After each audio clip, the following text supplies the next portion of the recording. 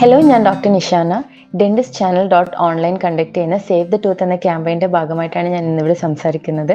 ഇന്ന് ഞാൻ സംസാരിക്കാൻ പോകുന്നത് മോണരോഗത്തെ പറ്റിയാണ്. മോണരോഗം എന്താണ്, അതിനുള്ള കാരണങ്ങൾ എന്തൊക്കെയാണ്, അത് നമുക്ക് എങ്ങനെയൊക്കെ പ്രിവെൻറ്റ് ചെയ്യാം, പിന്നെ അതിനുള്ള കുറച്ച് ട്രീറ്റ്മെൻറ്റും കാര്യങ്ങളൊക്കെ. അപ്പോൾ മോണരോഗം എന്തെന്ന് വെച്ച് കഴിഞ്ഞാൽ, നമ്മൾ പല്ലിനെ സപ്പോർട്ട് ചെയ്യുന്നൊരു ടിഷ്യൂ ആണ് മോണയും പിന്നെ അതുപോലെ തന്നെ എല്ലും ഒക്കെ.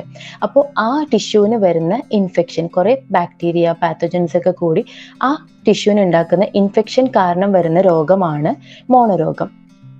മോണരോഗം രണ്ട് രീതിയിലുണ്ട്. അതായത് ജിഞ്ചവൈറ്റിസ്, ഇനീഷ്യൽ സ്റ്റേജിൽ നമ്മൾ ജിഞ്ചവൈറ്റിസ് എന്നാണ് വിളിക്കുന്നത്. പിന്നെ ലേറ്റർ അത് കുറച്ചുകൂടി എല്ലിലേക്ക് ഇറങ്ങി പോകുമ്പോൾ അത് പെരിഡോണ്ടൈറ്റിസ് ആവും. ജിഞ്ചവൈറ്റിസ് എന്തെന്ന് വെച്ച് കഴിഞ്ഞാൽ, നമ്മൾ ബ്രഷ് ചെയ്യുന്ന സമയത്ത് ചെറുതായി ബ്ലീഡിങ് വരാം, അല്ലെങ്കിൽ പിന്നെ കുറച്ച് ഹാലിറ്റോസിസ്, അതായത് വായനാറ്റം വരാം. അതൊക്കെയാണ് ജിഞ്ചവൈറ്റിസിൽ കാണുന്ന സിംറ്റംസ്. പിന്നെ അതുപോലെ തന്നെ പെരിഡോണ്ടൈറ്റിസ് വരുന്ന സമയത്ത് പല്ലിൻ്റെ എല്ലിന് കുറച്ച് തേയ്മാനം വരും. ആ എല്ലിന് തേയ്മാനം വരുമ്പോൾ മൊബിലിറ്റി ഉണ്ടാവും, പിന്നെ കുറച്ച് പസ് ഫോർമേഷൻ ഒക്കെ ഉണ്ടാവും, അല്ലെങ്കിൽ എന്തെങ്കിലും ആപ്സസ് ഒക്കെ ഉണ്ടാവും. അപ്പോൾ അതൊക്കെയാണ് പെരിഡോണ്ടൈറ്റിസിൻ്റെ സിംറ്റംസ് ആയിട്ട് വരാം. അപ്പം ഞാൻ നേരത്തെ പറഞ്ഞ പോലെ പാത്തോജൻസ് ആണ് മോണരോഗം ഉണ്ടാക്കുന്നത്. അതാണ് മെയിൻ കാരണം വരുന്നത്. പിന്നെ പാത്തജൻസ് കൂടാതെ നമ്മുടെ ബോഡിയുടെ ഇമ്മ്യൂണിറ്റി, അതായത് ഹോസ്റ്റിൻ്റെ ഇമ്മ്യൂണിറ്റി, അതുപോലെ തന്നെ local factors, smoking, alcohol consumption, അതൊക്കെ ഇതിന് കുറച്ച് വീര്യം കൂട്ടാൻ വേണ്ടിയിട്ടുണ്ടാവും. അപ്പം പാത്തജൻ എന്താ ചെയ്യാന്ന് വെച്ച് കഴിഞ്ഞാൽ, നമ്മുടെ പല്ലിൻ്റെ മേലെ ഒരു ലെയർ ഉണ്ടാക്കും. ആ ലെയറിനെ നമ്മൾ വിളിക്കുക പ്ലാക്ക് എന്നാണ്. അപ്പോൾ പ്ലാക്ക് ഫോർമേഷൻ ഉണ്ടാവും. അത് കഴിഞ്ഞിട്ട് ഒരു 24 hours ഒക്കെ ആകുമ്പോഴത്തേക്കും ഈ പ്ലാക്ക് കാരണം കുറേ പാത്തജൻസ് അവിടെ ഉണ്ടാവും. അതാണ് ഇനീഷ്യൽ സ്റ്റേജിന് കാരണമാവുന്നത്. ഈ ബാക്ടീരിയ ഒക്കെ കൂടെ നമ്മുടെ പല്ലിലുള്ള കാൽഷ്യം എടുത്തിട്ട് കാൽക്കുലസ് എന്ന് പറഞ്ഞൊരു സംഭവം ഉണ്ടാക്കും. ആ കാൽക്കുലസ് കാരണമാണ് പിന്നെ ലേറ്റർ സ്റ്റേജസിലേക്ക് പോകുന്നത്. ആ കാൽക്കുലസ് എന്ന് വെച്ചാൽ ആ ഒരു വൈറ്റ് ലൈൻ ആയിട്ടുണ്ടാവുന്നില്ലേ, അതാണ് കാൽക്കുലസ്.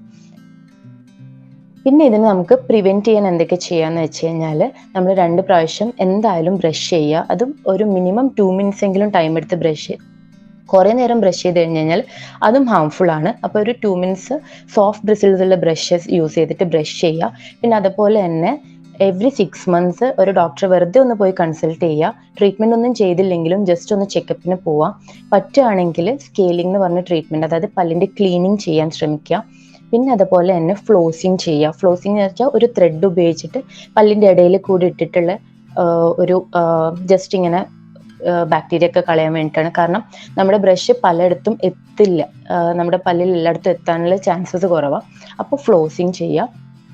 പിന്നെ നിങ്ങൾക്ക് ഹാലിറ്റോസിസും കാരണങ്ങളൊക്കെ ഉണ്ടെങ്കിൽ സ്കെയിലിംഗ് കഴിഞ്ഞ ശേഷം മൗത്ത് വാഷും കൂടി യൂസ് ചെയ്യാം. ഇതൊക്കെയാണ് നമുക്ക് പ്രിവെൻഷന് വേണ്ടി ചെയ്യാൻ പറ്റുന്ന കാര്യങ്ങൾ. പിന്നെ ഇതിനുള്ള ട്രീറ്റ്മെൻറ്റിൽ ഫസ്റ്റ് സ്റ്റേജ് വരുന്നത് നമ്മൾ ഓൾറെഡി പറഞ്ഞ പോലെ നമ്മുടെ സ്കെയിലിംഗ് ആണ് മെയിനായിട്ട്. പല്ല് ക്ലീനായി മെയിൻറ്റെയിൻ ചെയ്യുക. നമ്മൾ ബാക്കി എല്ലാ പല്ലിലുള്ള ദന്തരോഗത്തിൽ വരുന്ന ബാക്കി എല്ലാതും നമുക്ക് വിസിബിൾ ആണ്. എല്ലാ രോഗങ്ങളും നമുക്ക് കാണാൻ പറ്റും. ഇനീഷ്യൽ സ്റ്റേജിൽ ഇപ്പം ഒരു കേട് വരാണെങ്കിൽ ഇനീഷ്യൽ സ്റ്റേജിൽ നമുക്കത് മനസ്സിലാവാൻ പറ്റും. പക്ഷെ മോണരോഗം നമുക്ക് മനസ്സിലാക്കാൻ ഒരു ലേറ്റർ സ്റ്റേജിലേക്ക് എത്തണം. അതായത് പല്ലൊന്ന് ആട്ടം തുടങ്ങുമ്പോഴും, അല്ലെങ്കിൽ പിന്നെ വേദന തുടങ്ങുമ്പോൾ, അല്ലെങ്കിൽ ഒരു പസ് ഡിസ്ചാർജ് ഒക്കെ ഉണ്ടാകുമ്പോഴാണ് മോണരോഗം ആൾക്കാർ മനസ്സിലാക്കുക. അപ്പോഴത്തേക്കും അത് ലേറ്റർ സ്റ്റേജിലേക്ക് എത്തി. അപ്പം ഒരു സർജറിയും ട്രീറ്റ്മെന്റിലേക്കൊക്കെ പോകേണ്ടി വരും. അപ്പം അതിനെക്കാട്ടിലും നമുക്ക് നല്ലത് ഇത് പ്രിവെന്റ് ചെയ്യുന്നതാണ്. Prevention is better than cure എന്നല്ലേ. അപ്പം നമുക്ക് ഇനീഷ്യൽ സ്റ്റേജിൽ തന്നെ പ്രിവെന്റ് ചെയ്യുന്നതാണ് മച്ച് ബെറ്റർ. പിന്നെ ട്രീറ്റ്മെന്റ് ഞാൻ ഓൾറെഡി പറഞ്ഞ പോലെ സ്കെയിലിംഗ് ചെയ്യുക. പിന്നെ ഫ്ലാപ്പ് സർജറി എന്നൊക്കെ പറഞ്ഞ കുറേ ട്രീറ്റ്മെന്റ് ഉണ്ട്. അതൊക്കെയാണ് ട്രീറ്റ്മെൻറ്റ് ഇതിൽ വരുന്നത്. പിന്നെ മോണരോഗത്തിന് വേറൊരു ഇമ്പോർട്ടൻസ് എന്തെന്ന് വെച്ച് കഴിഞ്ഞാൽ, നമ്മുടെ ബോഡിയിലുള്ള ബാക്കിയുള്ള പാർട്സിനെ കൂടി ഇത് അഫക്റ്റ് ചെയ്യുന്നുണ്ട് ലേറ്റർ സ്റ്റേജിൽ എത്തിക്കഴിഞ്ഞ് കഴിഞ്ഞാൽ.